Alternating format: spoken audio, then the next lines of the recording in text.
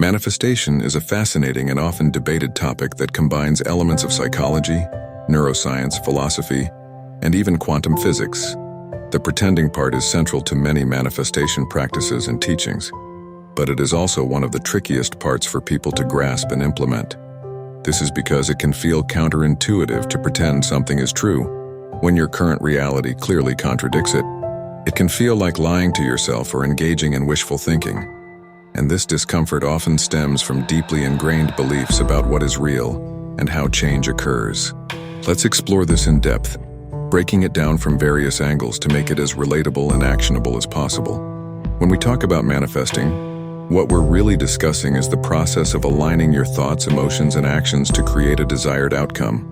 This alignment is often referred to as the law of attraction, which posits that like attracts like.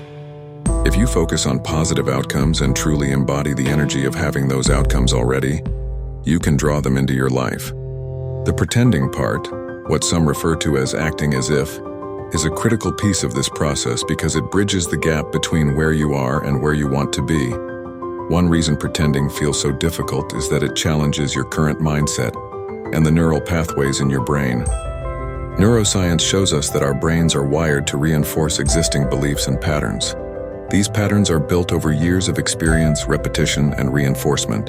For example, if you've always believed that success requires struggle or that good things rarely happen to you, your brain will look for evidence to support those beliefs.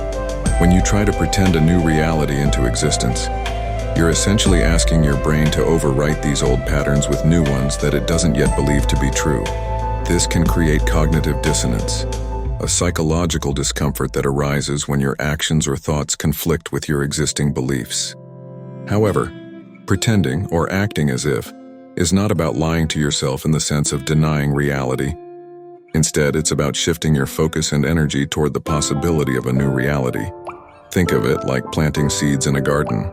When you plant a seed, you don't immediately see the plant, but you trust that with the right conditions, it will grow. Pretending is like watering and nurturing that seed before you see visible results. It's about creating the conditions for change. Here's where science comes into play. While there isn't direct proof that manifestation works in the mystical sense, there is substantial evidence from psychology and neuroscience to support many of its principles. For example, the concept of neuroplasticity demonstrates that our brains can change and adapt throughout our lives. When you repeatedly visualize a desired outcome or embody the emotions of having already achieved it, you are essentially rewiring your brain to support that outcome. This is why visualization techniques are so powerful. Athletes, for instance, often visualize themselves succeeding in their sport as a way to enhance performance. Studies have shown that this mental practice activates the same neural pathways as physically performing the activity, effectively training the brain for success. Another scientific principle that supports manifestation is the reticular activating system, RAS, a network in the brain that acts as a filter for information. The RAS determines what you focus on based on your beliefs and priorities.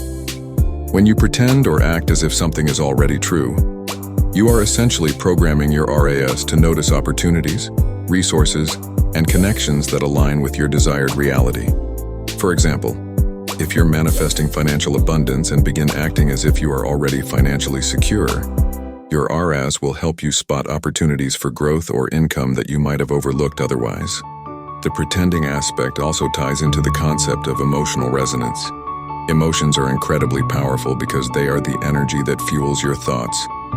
When you feel the emotions of having already achieved your goal, whether it's joy, gratitude, or excitement, you create a vibrational match to that outcome. This is not just spiritual jargon. Emotions have a measurable impact on your body and mind. Positive emotions, for instance, release chemicals like dopamine and serotonin, which enhance motivation, creativity, and problem-solving abilities. By pretending and evoking these emotions, you prime yourself to take inspired action and persevere in the face of challenges. Now let's address why pretending can feel like playing or lying and how to shift your perspective. First, recognize that pretending isn't about denying your current reality. You're not ignoring the facts of your situation. You're choosing to focus on possibilities rather than limitations. Think of it as creative visualization rather than deception. Pretending is a mental exercise that allows you to expand your awareness of what's possible. For example, if you're manifesting a new job, you might pretend by envisioning yourself walking into your dream office, interacting with colleagues, or receiving a paycheck. This doesn't mean you ignore your current job or financial situation. It means you're using your imagination as a tool to create a new mental blueprint. Imagination is a powerful tool because it bypasses the critical, analytical part of your mind that tends to focus on what is. Children are naturally skilled at pretending because their imaginations haven't yet been constrained by societal norms or limiting beliefs. As adults, we often lose this ability because we've been conditioned to prioritize logic and practicality. However, imagination is not frivolous. It's a key component of innovation and growth. Every invention, work of art, or groundbreaking idea began as an imagined possibility before it became a reality. If pretending feels overwhelming or inauthentic, start small. You don't have to dive into full-scale role-playing if it feels unnatural. Instead, focus on cultivating the emotions associated with your desired outcome. For example, if you're manifesting love, you might practice feeling loved and appreciated in small everyday moments. This could involve expressing gratitude for the people who already care about you, or imagining how it would feel to receive a kind gesture from a future partner. By focusing on emotions rather than specific details, you make the process more accessible and less daunting. One practical way to ease into pretending is through scripting. This involves writing out a detailed description of your desired reality, as if it has already happened. For instance, you might write about your perfect day in your dream job, describing everything from the tasks you enjoy to the way you feel when you accomplish something meaningful.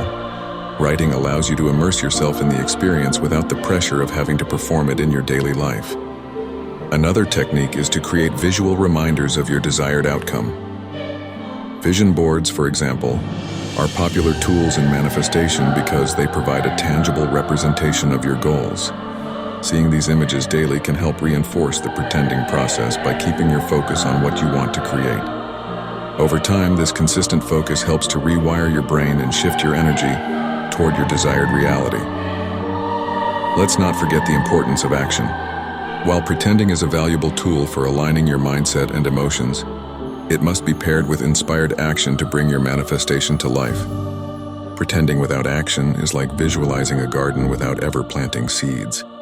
When you act as if your desired outcome is already true, you naturally start making decisions and taking steps that align with that reality. For example, if you're manifesting a healthier lifestyle, pretending might involve imagining yourself as someone who prioritizes wellness. This mindset shift could inspire you to make healthier food choices, exercise more regularly, or seek out supportive communities. It's also worth acknowledging that manifestation doesn't always work in the way we expect. Sometimes the process reveals unexpected opportunities or challenges that help us grow into the person we need to become to achieve our goals. This is why patience and trust are essential. Pretending isn't about forcing an outcome. It's about aligning yourself with the possibility of that outcome and remaining open to how it unfolds. In summary, the pretending aspect of manifestation is about stepping into the energy of your desired reality before it physically manifests. It's not about lying to yourself or ignoring your current circumstances. It's about using your imagination, emotions, and actions to create a new mental and energetic blueprint. While it can feel difficult at first, especially if your current reality contradicts your desires, the process becomes easier with practice and persistence. Science supports many of the principles behind manifestation, from the power of neuroplasticity and visualization to the role of emotions and the reticular activating system.